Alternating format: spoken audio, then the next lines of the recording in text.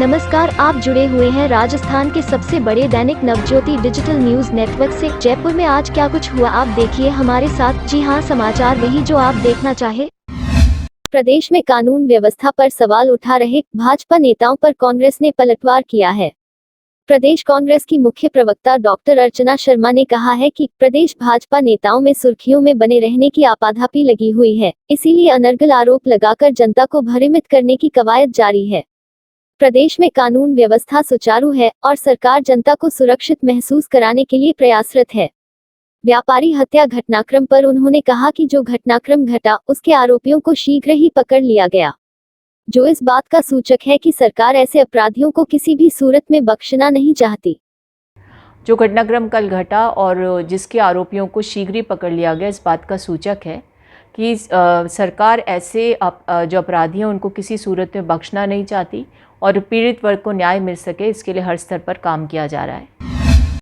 Rajasthan high court ने राजकीय Jhalawar hospital में नर्सिंग कर्मी को छुट्टी के बाद ड्यूटी ज्वाइन नहीं कराने पर राज्य सरकार और चिकित्सा एवं स्वास्थ्य विभाग को नोटिस जारी कर जवाब तलब किया है। न्यायाधीश अशोक गौड़ ने यह आदेश पवन कुमार जामिनी की याचिका पर दिए। याचिका में कहा गया कि याचिकाकर्ता की नर्सिंग कर्मी पद पर अप्रैल 2016 में एजेंट टेम्पररी बेसिस पर नियुक्ति हुई थी।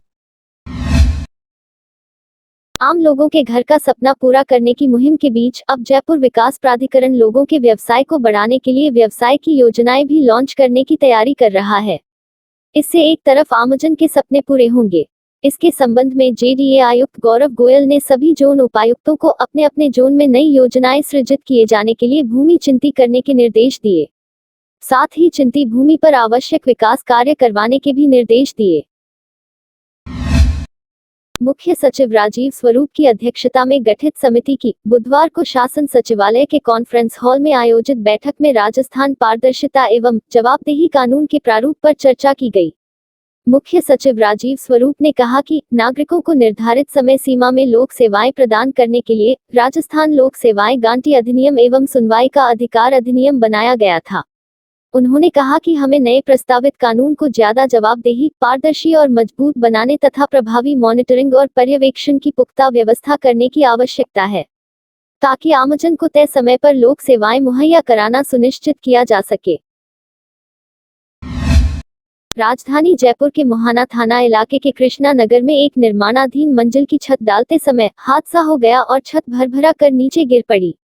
तीसरी मंजिल की छत दूसरी मंजिल की छत पर गिरी, जिससे नीचे की छतें भी भरभरा कर गिर पड़ी। हादसे की सूचना पर सिविल डिफेंस की टीम मौके पर पहुंची और क्रेन की सहायता से बचाव और राहत शुरू किया। बड़ी संख्या में पुलिस बल भी मौके पर पहुंचा। सिविल डिफेंस की टीम ने किसी मजदूर के मलबे में फंसे होने की आशंका के चलते सर्च किया, लेकिन अंदर कोई भी फंसा हुआ नहीं था। राज्यपाल कलराज मिश्र ने अपने कार्यकाल का 1 साल पूरा होने पर बुधवार को वर्चुअल कॉन्फ्रेंस के जरिए पत्रकारों से बातचीत की। इस दौरान मिश्र ने कहा कि राज्य सरकार और राजभवन के बीच कोई मनमुटाव नहीं है, बेहतर सामंजस्य है। राज्यपाल के नाते मेरे ध्यान में जो प्रकरण आते हैं, उन प्रकरणों पर राज्य सरकार का ध्यानाकर्षण कर देते हैं और सरकार की ओर से भी उस पर सार्थक कार्यवाही की जाती है। साथ ही उन्होंने आगामी 4 साल की कार्य योजना को लेकर भी 15 बिंदुओं का एक एजेंडा जारी किया। यह एजेंडा जारी करते हुए राज्यपाल ने कहा कि इस एजेंडे के बिंदुओं पर मुख्यमंत्री से चर्चा हो चुकी है और उन्होंने इस पर आपसी सामंजस्य से कार्य करने पर सहमति प्रदान कर दी है। मुख्यमंत्री अशोक गहलोत ने कहा कि किसानों के लिए सभी जिलों में कृषि प्रोसेसिंग प्रकोष्ठ का गठन किया जाएगा।